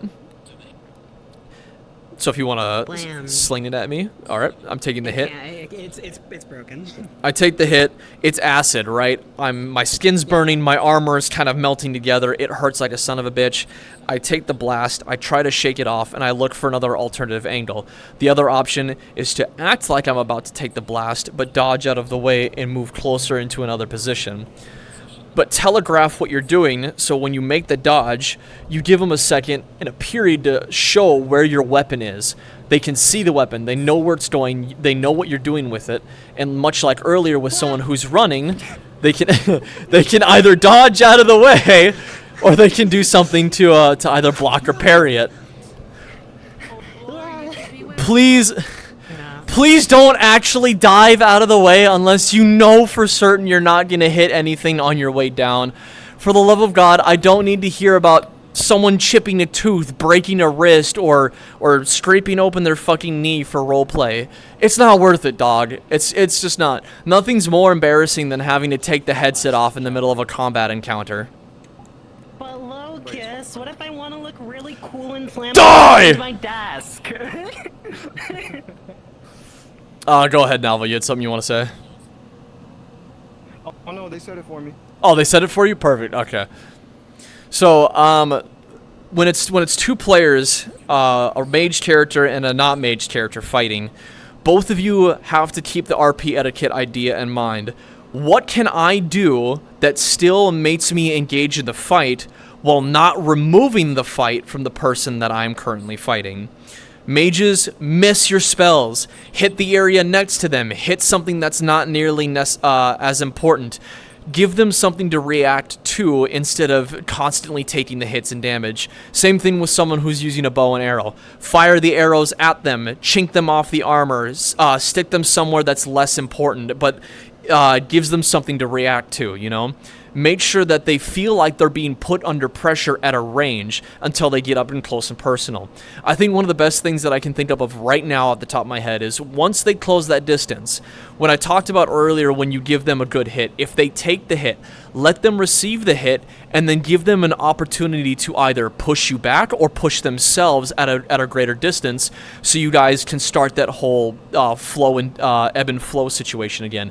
You're dodging things, they're shooting things at you, they might get some hits in, they might not.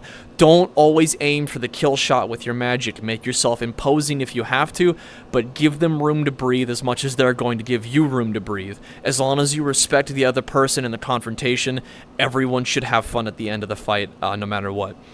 Now, in Threnovar, there are also going to be mages and people involved in going on situations where they're going exploring, they're wandering, they're going into caves.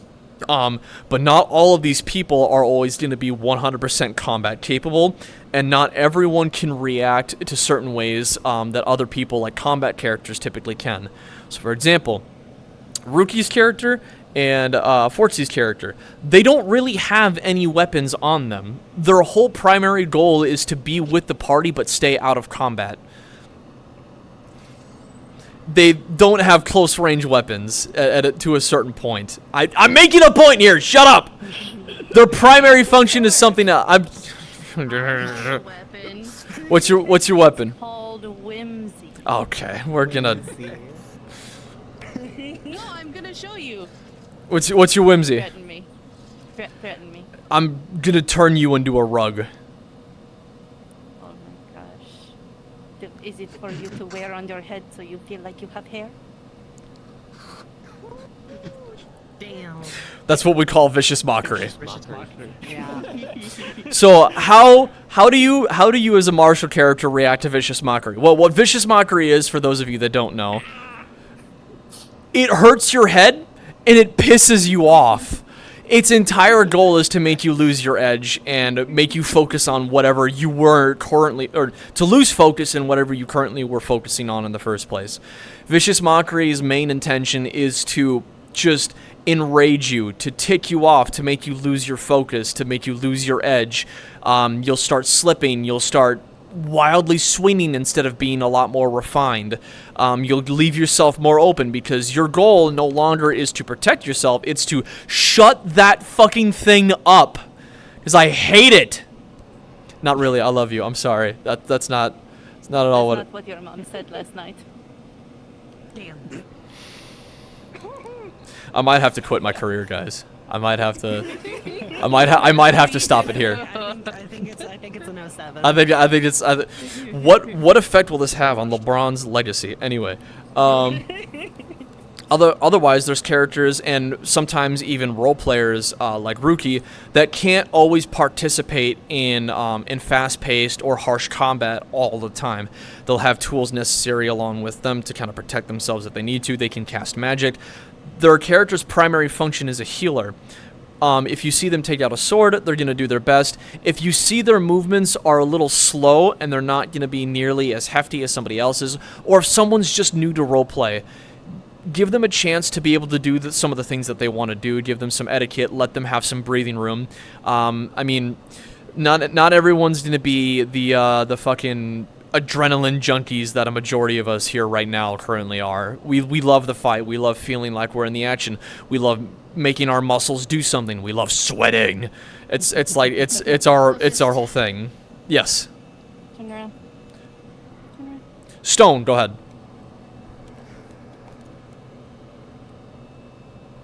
I forget you're not an actual reptile and you can't see out the side of your head, sorry. Same thing goes for lagging. I'm a European, I have bad ping, I also have a shitty computer. If I freeze mid-combat, please don't take the opportunity to like get the hand up on me, like, please at least like wait mid-strike, I promise I'll be back. Yep. If someone has an oopsie daisy, whether it's a VR chat side thing, whether it's an IRL thing, like if they slip and fall when they didn't mean to, let them like reposition yourself, let them get back up, wait for them to get ready, and then either go back to the position that you guys were in or reset for another one. Don't take advantage. Feel as if they like fall over. Yeah, exactly. If they fall over, don't take advantage. Don't take advantage of them if they fall over in real life versus if they were to actually fall over in character. You will know if that happens. If they fall over as their character and suddenly shout, "Oh shit, ow," as they hit the floor, 9 times out of 10 they didn't mean to do that. If they fall over in character, they will act out the whole falling over in character thing and let you know that like I'm still in character, I'm fine. Just watch for their movements, listen for their voice, listen to the background if you have to. If they sound hurt and if they're not reacting into a certain way, that's probably because they scraped their knee and they need a second. And in Stone's case, with internet lagging and shit like that, yeah, if they stop moving, if they're frozen, and you're already like mid-swing and your sword's like in their abdomen, but they're not doing anything, pull the sword out, put yourself in a position where you're still about to make the swing, but give them a second to come back so that they can either react or do something before you fully commit to said swing. Slow combat is typically going to be your best friend for things with melee. Melee combat, if you want the other person to be able to react, block, parry to your attacks and swings like that, slow is smooth, smooth is fast. Get into a rhythm, understand your own combat style. Think of a way that your character might use their weapon a little differently than how the weapon might actually be used in real life. For people who use pole arms, you have a whole fucking pole that you can use. Much like a greatsword, the other end of that pole, if you get hit with that, it still fucking hurts. It's like getting punched in the mouth with a metal stick. It's not fun.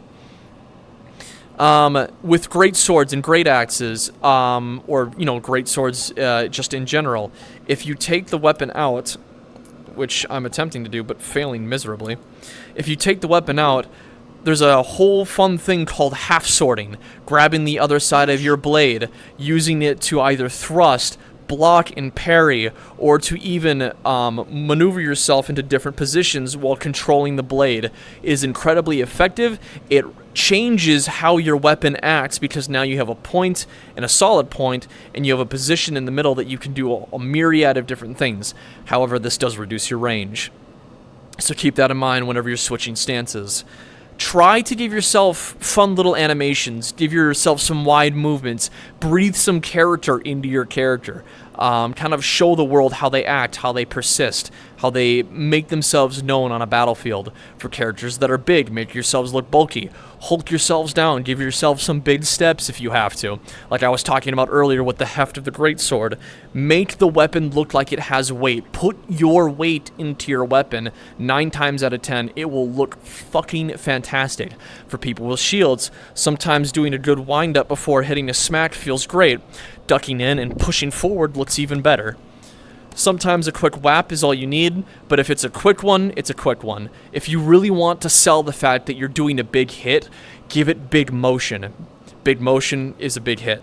Try to keep that in your minds as much as possible if you can. That's typically the way that I do things. If you have a different style, if you have a different way to kind of show the fact that you're doing a big swing, if you can't make those kinds of motions, another thing that some people can typically do, yell. Get loud. If you've got your sword overhead and you're not really sure how you're supposed to make it look like it's gonna be a big heavy hit, but it definitely is, fucking just fucking just like as soon as you're dragging the sword down, make it sound like you're putting effort into something. If you can't show the effort, make it sound like you're putting effort into it. That way the other person on the other side understands what's fucking happening. Now, I don't know if any of you are actually going to do this, but who's got a sword that they want to use real quick?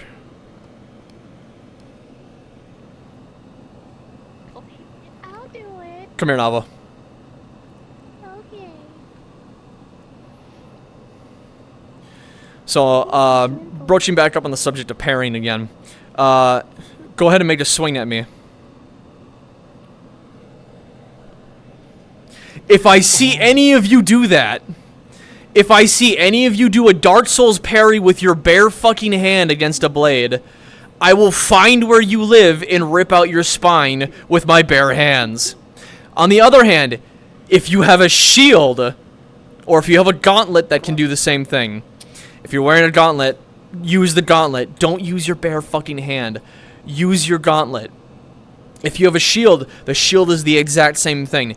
If they are making a swing and you use a shield to block it and push the weapon away, this is me speaking personally. If you Dark Souls parry my shit out of the way, I will stumble back and give you a chance to fucking critically hit me. I love that shit. I will play into it 9 times out of 10. It's my favorite.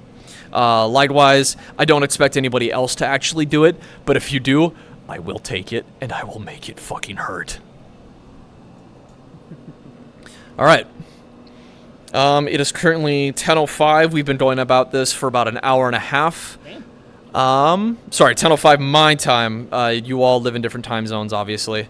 Does anyone have any questions? Anything that they want to keep doing? Do you guys want to keep doing more combat practice, or would you rather all just chill out, talk, hang out for a little bit before we all kind of slowly start getting off here?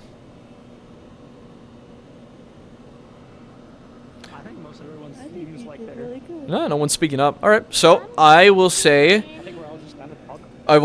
from this point forward, combat practice or workshop or whatever is just officially over. Thank you guys for showing up. Thank you guys for being here and hanging out and giving me all your guys' information and experience. I greatly appreciate it, and I sincerely hope that you guys took something from this and just had fun in general while doing it. Thank you for coming. My name is Locust, and I like popcorn. You like popcorn? I do. I like it a lot. What about like other types of corn? Oh, you were on Yell. No wonder you were loud. Yes, I did that on purpose. That menu. Right. Oh. Up, down. NPR. Right stick. So on your right stick, you don't push it in, pull it down, and then push it up in a fast motion. So do it like really quick. If you get the menu out. And then your menu will, there's a purple menu that'll show up in your left hand over here. Oh. So on these menus, you have a bunch of different options. Most of the stuff that you see in the very front page is stuff that will ping anyone with a GM status in this world. But to change your voice status is going to be all the way on the bottom. You'll see T, W, and Y. T is for normal standard talking, which is like if you and I are speaking close to close. Whisper is going to make sure that our voices can only be heard at an incredibly close range. Oh, I like this. And they over there will not be able to hear us. Right. Okay. The function that I was using earlier, I just turned myself back up to talk, was yell. That puts my voice at a much wider area, and it's slightly louder, so that people at greater distances should be able to hear me a little bit better. Gotcha. I do want this one, because I have a feeling I'm going to need to be slow. Yep. Can you change your watch speed? You can. Yeah, it's in the options. That's why I wanted to bring it up, because I was able to access it on desktop. I love you. You did really good. Thank you. Mwah. I used to run a lot of combat workshops for the Neon Divide Alternative guys.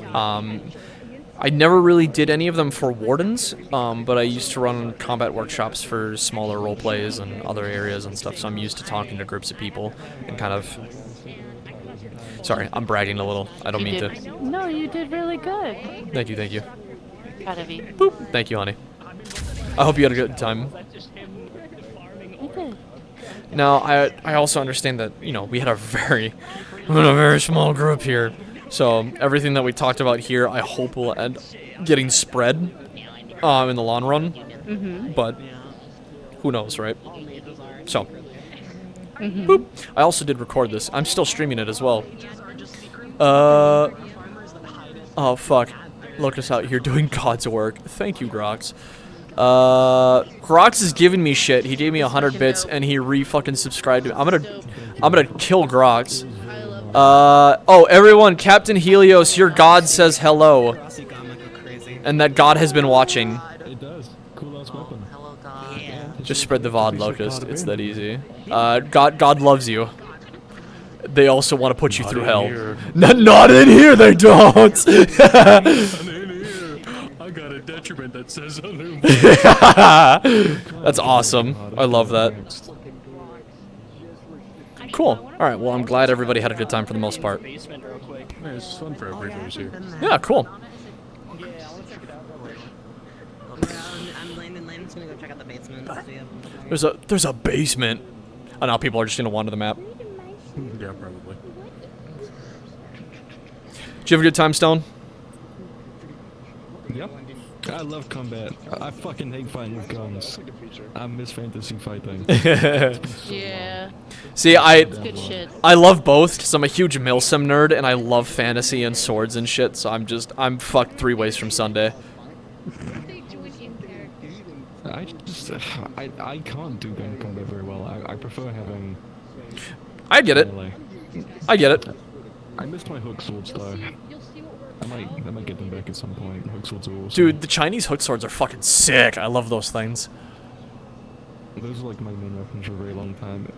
It was hard to get people to respect them, so I just started doing the For Honor. I had unblockable attacks and what's it called? Quang Shi. Yeah. Nusha, is that you? The Nusha, yeah, I had the Nusha thing above my head, thing would like grab weapons. You know what I wanted to do for some of my characters for the longest time, especially a character like this. You know the Sekiro kanji that appears with that like stark bass sound that appears like right before you execute like an attack. I wanted to put something like that on one of my characters to kind of showcase that like this is an attack that you can't block or dodge. This is gonna hurt no matter what. Yeah. I was playing a construct for a very long time. When I'm big hulking and can explode at will, if I'm coming down with a fucking hammer, if you go like that with a sword, yeah, there's a hammer at full speed. That's why I talked a little bit about the idea of like I get it. Sometimes, you know, if you're a smaller character, you might have some strength bonuses, but in a situation where you're going up against something like this or like him, where big heavy weapons and wear heavy armor and have been moving with muscles for, you know, as long as you've been drinking your mom's milk.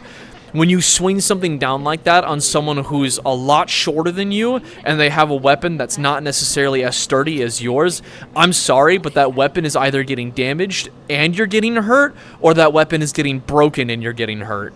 You cannot block something like that. It just does not work. Very true.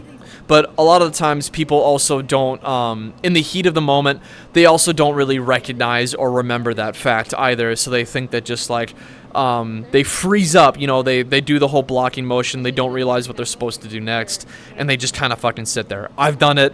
I've seen a few other people do it. But that's why typically when shit like that happens, if there's a GM nearby, the GM should be like, hey, that hit went through your weapon, you got hit. Play it out. Yeah. Yep. God, I love that shit so much. Just gave me For Honor PTSD. Seeing that fuck-ass orange symbol appear that I don't know how to block. Shit! You either have to parry it or get out of the fucking way. Boom! It does the fucking ching, and like my entire fucking screen goes white. I like stumble back for 5 seconds. Door break! I swear to God, if I have my sword out and someone comes up to me and does the whole fucking, I'm logging off. I'm done. I quit. You cannot. I'm done. That's what I'm gonna do with this. I'm just gonna go. Oh, you son of a bitch! I love it. That's great. The fucking Elden Ring classic. Yeah. Just sit with your sword up there for like a solid like 30 seconds and just.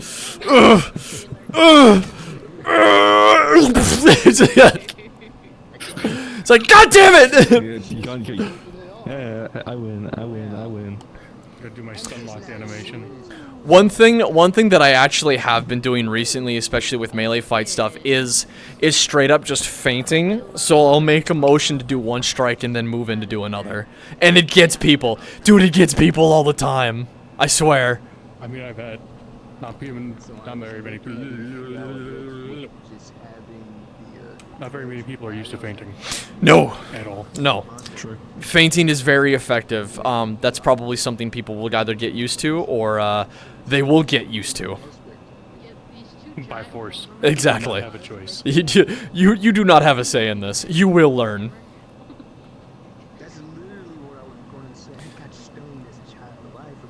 You know my buddy Bear and Poto too. Yeah, I do. Yeah. Yeah, I just read it on Discord. That's cool as fuck. I know a lot of people. I've been in a lot of spaces. The metaverse does things to people, you know. So I love it here. I did a lot of things in Neon Divide Alternative. I did participate in the actual Neon Divide project for a little while as an NPC. I was a part of Wardens for like a year and a half. And I've been running around the metaverse doing my own thing for like 3 years. Like 3 years now, I think. So.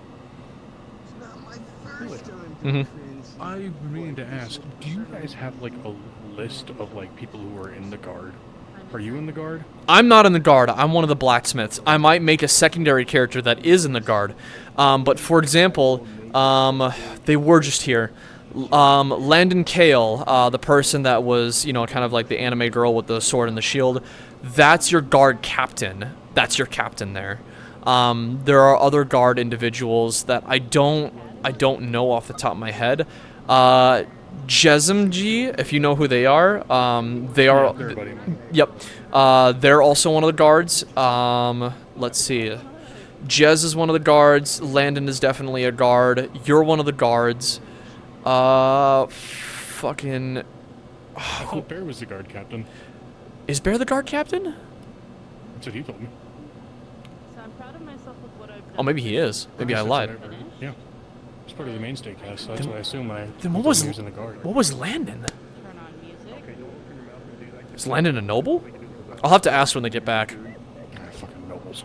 Fucking nobles. I also have this other music.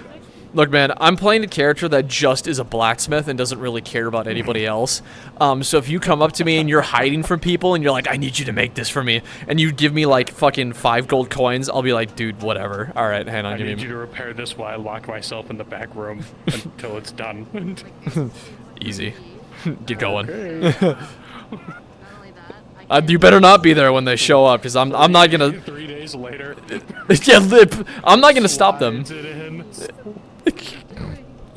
just moves the crate, slides it underneath.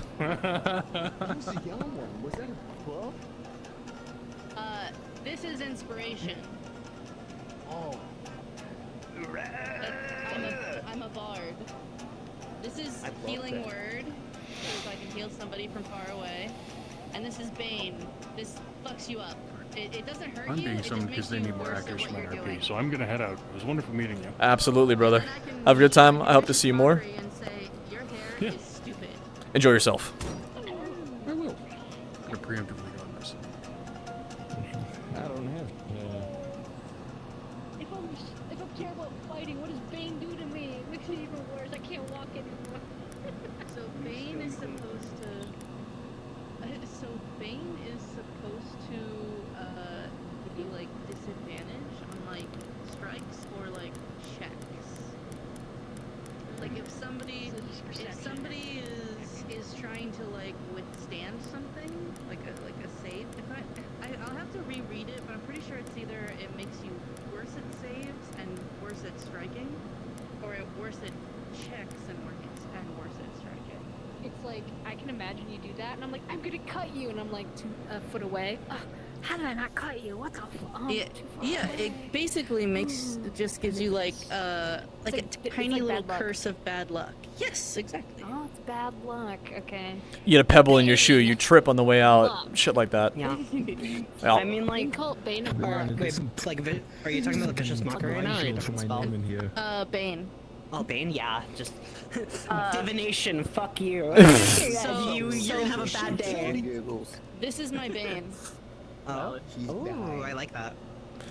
She's dying. Bane, I need a medic back. Finally kill off Jody. So this is your healing word. I need Time's already. It is what it is. This is inspiration. I'm inspired. Vicious mockery.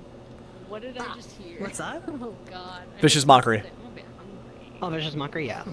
Let's see. I gotta fix that fucking tail, man.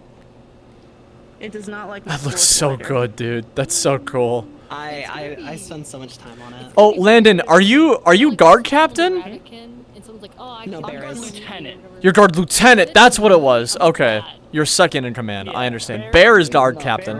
Bear is guard captain. Understood. Are you an Asimar? I don't think you should eat that. Yeah. We're both Asmars. Anyway, Oh, yeah. All right, I'm gonna end my stream. What the fuck? Goodbye, stream.